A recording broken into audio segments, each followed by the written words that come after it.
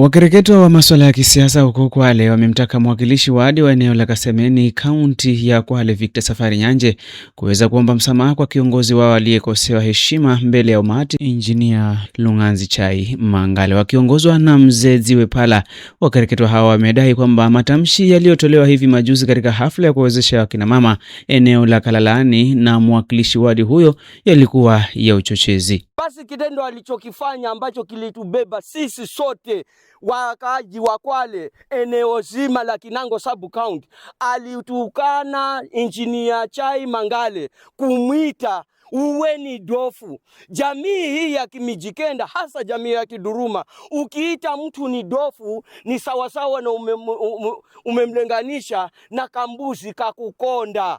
Huyu kijana huyu si kiongozi, na kuanzia leo tunasema alaniwe na watu wote waseme amina. Kauli hiyo pia imeungwa mkono na Sami Bidu ambaye ameweza kutoa wito kwa wakazi wa Kasemeni kuweza kuchagua viongozi wenye maadili mema katika jamii. Nataka nitoe wito kwa wakazi wenzangu wa Kasemeni ya kwamba tunapoamua kufanya maamuzi mwaka ujao, mtu kama huyu Victor Safari Nyanje aende nyumbani. Mwaka ujao, mwaka 2027, na tunaiomba TSC imchukue Victor imregeshe pale alikuwa. Ndivyo sivyo? Wacha tuchague kijana ambaye ana majukumu, ambaye anaelewa nidhamu kwa wakazi wa Kasemeni na wakazi wa Kwale nzima kwa ujumla. Kwa hivyo mimi kama kijana na kiongozi wa vijana kutoka pale kwetu nikiwa nawakilisha bunge la vijana, nataka niseme kazi ya kiongozi sikutusi mtu. Yule ni mzazi.